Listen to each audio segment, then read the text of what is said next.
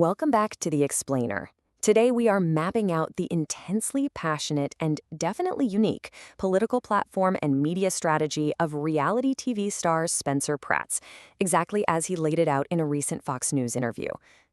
Regardless of where you fall on the political spectrum, analyzing how a public figure constructs their political identity is literally always fascinating. So let's just jump right in. Naked drug addicts, zombies with machetes.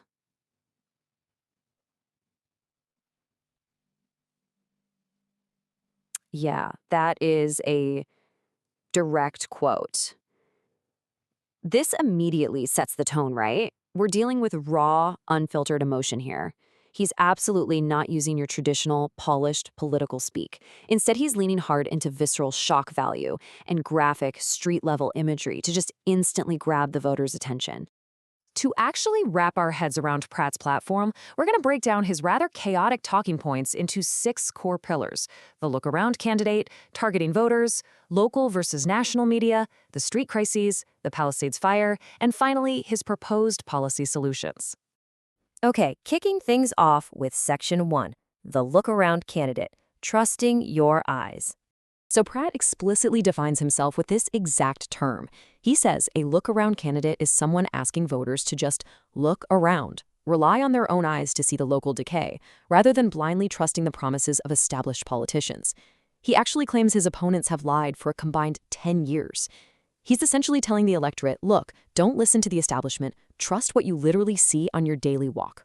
Building on that, he goes a step further and brands himself the common sense American. It's a pretty fascinating maneuver, honestly. By framing his highly visceral, anecdotal observations as just common sense, he's attempting to totally bypass complex policy debates. He's suggesting that the problems, and of course his solutions, are undeniably obvious to anyone who's simply paying attention. Moving right along to Section 2, targeting voters, finding the base. Now, in a really fascinating twist for a reality TV star, Pratt explicitly rejects the typical Los Angeles political playbook. No celebrity endorsements here. He casually shrugs off alleged support from massive A-listers like Leonardo DiCaprio and Jamie Foxx. Instead, he insists his entire target demographic consists of 2 very specific, localized groups: LA moms and animal lovers. And he actually uses the attacks he gets from the Hollywood elite as proof that his grassroots message is hitting the mark. But what's genuinely super interesting is how he categorizes those moms and animal lovers. Pratt states, flat out, all my supporters are Democrats. But wait, he characterizes his base as traditional, quote-unquote, Bill Clinton-esque Democrats. He argues that these voters feel completely alienated by what he describes as a socialist hijacking of their party. A hijacking that, in his view, tolerates completely unacceptable public behavior under the guise of progressive policy. All right, Section 3, local versus national, media strategy. Here is where Pratt reveals a major shift in his media strategy. Initially, he says this was strictly a local story, just grassroots conversations with his neighbors. But then he ran into a massive roadblock: historically low voter turnout. To motivate everyday citizens, people who he claims have suffered through decades of municipal failures, he realized he actually needed the pure spectacle of national television. He's using the massive, booming reach of national TV to essentially wake locals up, remind them to put their ballots in the mail, and counter what he describes as socialist ballot harvesting. Which brings us to Section 4, street crisis. Urban decay. This is where we really see the psychological intensity of his specific grievances. Pratt paints a picture that he describes as being beyond a horror movie. He uses these incredibly extreme anecdotes to validate the fears of his core base.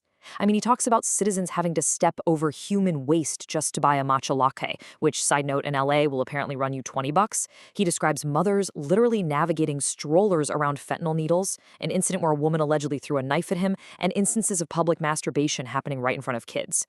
It is hyper-specific, terrifying imagery. Up next, Section 5, Palisades fire, disputing the cause. So here, Pratt fiercely critiques current leadership using one very specific event: the Palisades fire. This is where he pivots from localized street crime to allegations of massive municipal mismanagement. According to Pratt, the fire started on New Year's Eve from fireworks, a claim he says is backed by witness reports, but he alleges that Governor Gavin Newsom just ignored it for 4 days, allowing it to smolder until the winds picked up. Pratt claims that leaders falsely blame the disaster on climate change and, quote, imaginary hurricane winds just to dodge accountability. And he doesn't stop there. He levels intense claims against LA Mayor Karen Bass, alleging she was drinking in Ghana while simultaneously defunding firefighters by $17 million, and that the city deliberately drained reservoirs meant for wildfire protection.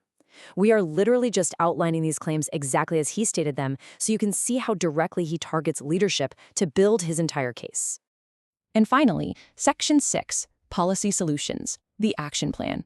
When it comes to the homelessness and addiction crisis, Pratt draws a very sharp philosophical contrast. He completely dismisses the current Democratic approach of offering unhoused individuals an empty bed, calling it mere virtue signaling, basically saying it's a facade to hide the establishment's failures. Instead, his solution is what he labels medical compassion. What does that mean?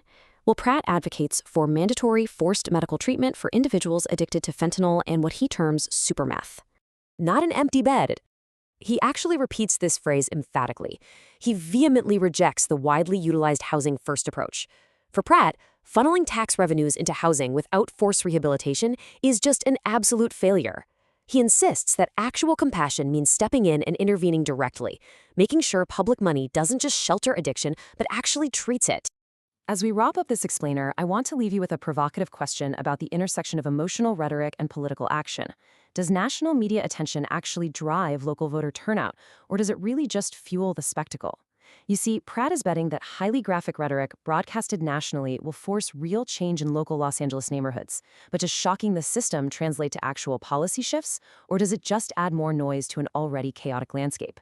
Keep that in mind the next time you see a local campaign go viral. Thanks so much for joining me.